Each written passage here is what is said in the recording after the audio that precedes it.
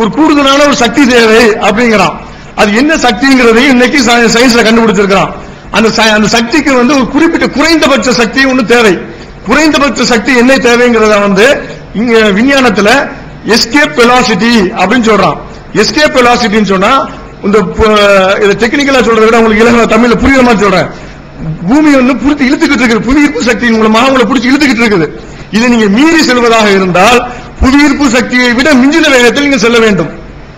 இதெல்லாம் புவியீர்ப்பு எஸ்கேப் வெலாசிட்டிங்கிறாங்க. இதை நியூட்டன் வந்து ஒரு படம் போட்டு காட்டியிருக்கார். நியூட்டன் சொல்லி சொல்லுவோம்ல, அவர் வந்து ஒரு படம் போட்டு காட்டியிருக்கார். இந்த ஏ பி சி டி 4 பொருளை சொல்றார். ஏக்கு வந்து ஒரு குறிப்பிட்ட வேகத்தில் சென்றால் அது என்ன செய்யும்? பூமியில ஒரு கல்லு, உதாரணமா ஒரு கல்லு நீங்க தூக்கி வீசினீங்கன்னா அந்த ஏங்கிற பொருள் கல்லுடைய வேகத்தில் தூக்கி வீசினா அது மேல போயிட்டு திரும்ப கீழே வந்து விழுந்துரும். இன்னொரு பொருள் பி, அதை விட இன்னும் கொஞ்சம் வேகமா வீசினா இன்னும் கொஞ்சம் வேகமா போயிட்டு திரும்ப கீழே வந்து விழுந்துரும். அதை விட கொஞ்சம் இன்னும் அதிகமாக வீசினால், ஆனா எஸ்கேப் வெலாசிட்டிக்கு குறைவாக நீங்கள் வீசினால், எஸ்கேப் வெலாசிட்டி பூமியில் இருந்து நீங்கள் தப்பித்து போவதாக இருந்தால் 11.2 கிலோமீட்டர் பர் செகண்ட், ஒரு நொடிக்கு 11.2 கிலோமீட்டர் வேகத்தை விட அதிகமாக செல்ல வேண்டும். அப்படி சென்றால் தான் பூமியை விட்டு நீங்க கடந்து செல்ல முடியும். இந்த 11.2க்கு கீழே உதாரணமா 11 கிலோமீட்டர் வேகத்தில் நீங்க போனீங்கன்னா அது பூமியை சுத்தி தான் வர முடியும். பூமிக்குள்ள சுத்திக்கிட்டு தான் இருக்க முடியுமே தவிர பூமியை விட்டு நீங்க வெளியே போக முடியாது. சரியா? பூமிக்கு இல்ல, பிளைட் இல்ல, சேட்டலைட்ஸ். அந்த சீவுடைய படம் போட்டிருக்காரு நியூட்டன். அது என்ன சொல்றாரு?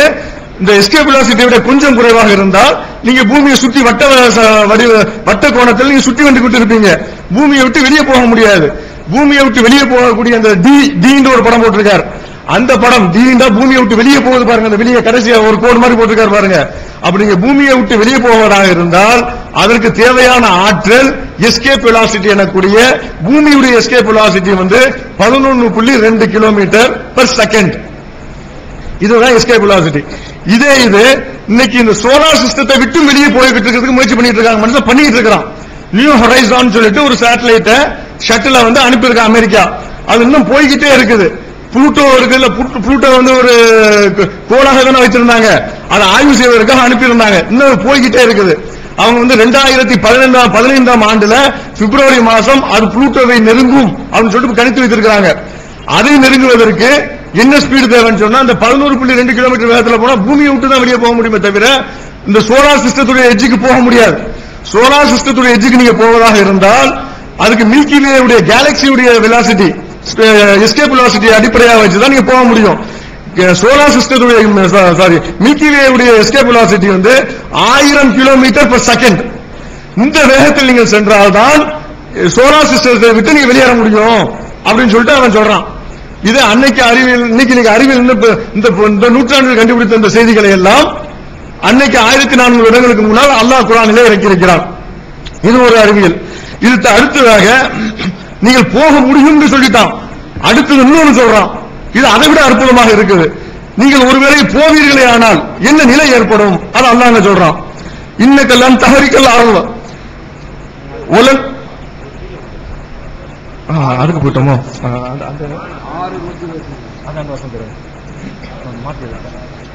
அல்லாஹ் என்ன சொல்றான்? நீங்க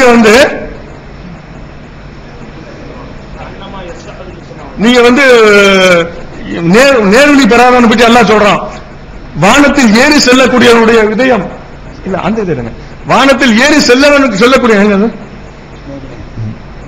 ஒருவனுக்கு நேர்வழி காட்ட அல்லாஹ் நாடினால் அவனது உள்ளத்தை இஸ்லாத்திற்காக விரிவடை செய்கிறான். அவனை வழிதவற செய்ய நாடினால் அவனது உள்ளத்தை வானத்தில் ஏறி செல்பவனை போல் கடும் இறுக்கமாக்கி விடுகிறான் அப்படின்னு சொல்லி அல்லாஹ் சொல்றான். வானத்தில் ஏறி செல்பவனுடைய இதயம் கடும் இறுக்கமாகிவிடும் சொல்லி அல்லாஹ் சொல்றான். 1400 வருஷத்துக்கு முன்னால வானத்தில் ஏறி செல்லக்கூடிய நிலை எனக்கு இல்ல. ஆனால் ஏறி சென்றால் உள்ளுக்குள்ள உள்ள உறுப்பு, வெளியில உள்ள உறுப்பு இல்ல. வெளியில உள்ள உறுப்பை பார்த்து நீங்க என்ன வேணாலும் சொல்லிக்கலாம். உள்ளுக்குள்ள உள்ள உறுப்பை அல்லாஹ் சொல்றான் இறுகி விடுங்கிறான். இன்னைக்கு விஞ்ஞானத்துல சொல்றான். ஸ்லைட போட அங்க பாருங்க. இந்த ஸ்லைட்ல அந்த வாசகத்தை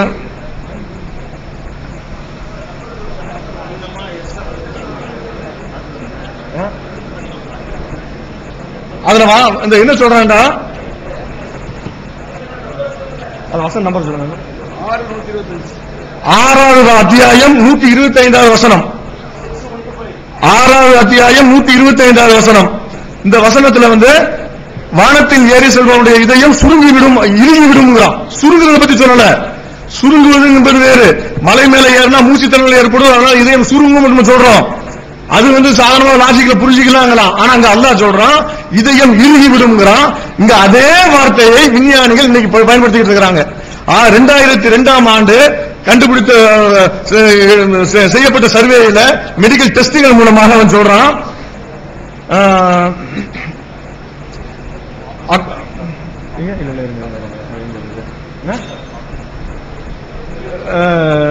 the dizziness is caused by the shrinking and stiffening of heart. Stiffening, இறுகி விடுங்கிறான். Stiffening of heart என்ற வார்த்தையை அவங்க சொல்றான். அல்லாஹ் அன்னைக்கு 1400 வருஷத்துக்கு முன்னால இறுகி விடுங்கிறான். சுருங்குறத பத்தி பேசல, இறுகி விடுங்கிறான். இன்னைக்கு அறிவியல் விஞ்ஞானிகள் சொல்றாங்க ஸ்பேஸ்க்கு போயிட்டு வரவனுக்கு மயக்க மாதிரி ஏற்படுது. இந்த மயக்க மாதிரி ஏற்படுவதற்கு என்ன காரணம் சொன்னா அவனுடைய இதயம் ஹார்ட் ஸ்டிஃபன் ஆகிறது, இறுகிறது. அவன் இன்னைக்கு சொல்லிட்டு இருக்கிறான். இது 1400 வருடங்களுக்கு முன்னால் முகமது என்ற ஒரு மனிதர் எவ்வாறு கண்டுபிடித்திருக்க முடியும்? இது சாத்தியமா? இவருக்கு இது தெரிந்திருக்குமே ஆனால் மனிதன் அல்லாத ஒரு சூப்பர் பவர் இவருக்கு மேலே ஒருவர் இருந்து இவருக்கு சொல்லிக் கொடுத்தால்தான் இது சொல்ல முடியும். அது அல்லாஹ் தான், இறைவன் தான். இது இறைவனுடைய வேதம் என்பதற்கு இது ஒரு சான்றாக இருக்குது.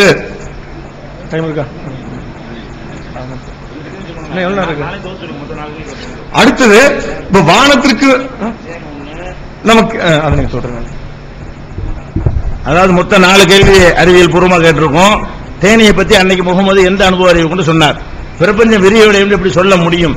விண்ணுலகத்தை தாண்டி ஒரு தனி ஆற்றல் இருக்கு, அந்த ஆற்றலை பெற்றால் நீங்கள் கடந்து செல்ல முடியும் என்று அந்த காலத்துல கற்பனையாக, அதாவது உங்களுக்கு செல்ல முடியாது, புஷ்பமான ராமன் போனார் மாதிரி சொல்லல, நீங்க செய்யலாம் என்று சொல்லி அறிவியலாகவே சொல்லப்பட்டது. எப்படி அதே மாதிரி மேலே ஏறி செல்வனுடைய இதயம் இறுகி விடுகிறது என்று இந்த வார்த்தையை எப்படி முகமது சொன்னார்? முகமது அனுபவத்தில் சொன்னார் தானே சொல்றீங்க. இதை சொல்வதற்கு உரிய அனுபவம் எது? இது எப்படி சொல்ல இயன்றது? அதுக்கு நீங்க பதில் சொல்லுங்க. 4 விஷயம் கேட்டிருக்கோம் மொத்தம்.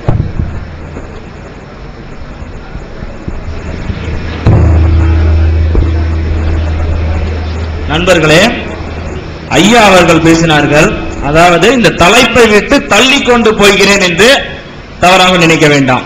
ஆரம்பித்து வைத்தது ஐயா அவர்கள் பிஜே. அதாவது பார்த்தீர்கள் என்றால் இரத்த தானம் செய்வீர்கள் என்று நாங்கள் செய்தோம், அதற்கு மெடல் எல்லாம் வாங்கினோம் என்று சொன்னார்கள். இது ரொம்ப வரவேற்கக்கூடிய ஒரு விஷயம். கண்டிப்பாக நாங்க ஏற்றுக்கொள்கிறோம். அதாவது ஒரு விஷயத்தை பிடிச்சி நாங்க தொங்கிக்கிட்டு இல்ல. அதாவது பாத்தீங்கன்னா சொல்லுங்களேன், இது சரி அப்படின்னா கண்டிப்பா அதை ஏற்றுக்கக்கூடிய மனப்பக்குவம் எனக்கு கண்டிப்பா உண்டு. இங்க நான் வந்திருக்கிறது எதுக்காக அப்படின்னா கூட இதுல இருந்து எனக்கு என்ன விஷயம் தெளிவுபடும். எனக்கு இப்பதான் அறிவு புரிஞ்சது. ஒரு சில வருட காலம் அதுக்கப்புறம் தான் அறிவு எனக்கு தெரிஞ்சது அப்படின்னு சொல்லிட்டு தான் இப்ப நான் வந்திருக்கிறேன். எனக்கு தெரிஞ்ச வரையிலும் என்ன சுற்றி இருக்கிறவங்க என்ன செஞ்சாங்க அப்படின்னு எனக்கு தெரியாது. ஆனா நான் இது வரைக்கும் 9 டைம், அதாவது 9 தடவை நான் ரத்த தானம் பண்ணியிருக்கேன். ஆனா என்ன சுற்றி இருக்கிறவங்க, என்ன சார்ந்து இருக்கிறவங்க ரத்த தானம் பண்ணாங்களா இல்லையா, இல்ல மற்றவர்களுக்கு உதவி செய்தார்களா இல்லையா, நான் பார்த்துட்டு இருக்கிறது இல்ல. அதே மாதிரி அவங்கள இப்ப இவங்க இந்த நேரத்துக்கு இவங்க உச்சா போனாங்க இல்ல வெளியே போனாங்க அப்படின்னு நான் பாக்குறது இல்ல. டெய்லி இது பாக்குறதுலாம் என்னுடைய வேலை இல்ல. அவங்க செஞ்சாங்களா செய்யலையா இல்லையான்னு நான் பார்த்துட்டு இருக்கவே முடியாது. ஆனா நான் கான்பிடண்டா சொல்லுவேன், என்னால இதை செய்ய முடியும். ஆனா கொள்கை பரப்ப முடியாது. நான் சரியா நடந்துக்கிறப்பா, உங்க கடவுள் சொல்றாருல, எங்களுக்கு எல்லாருக்கும் அறிவு கொடுத்திருக்காரு, இறை வேத நூல் கொடுத்திருக்காரு, இதை படிச்சு இதன்படி நாங்க நடப்போம். நீங்க சொல்றீங்களா? நீங்க எதுக்கு மத்தவங்களுக்காக எடுத்து சொல்லணும் அவசியம் தேவைப்படுது? எனக்கு அறிவு இருக்கு, நான் பார்த்து புரிஞ்சுக்கிறேன், நான் பார்த்து தெரிஞ்சுக்கிறேன். நான் யாருக்கும் எடுத்து சொல்லக்கூடிய அவசியம் எனக்கு ஏற்படல. அதனால நான் சொல்லக்கூடிய அவசியமே எனக்கு வரல. அதனால நான் சொல்ல வேண்டிய ஒரு கட்டாயத்துல இல்ல.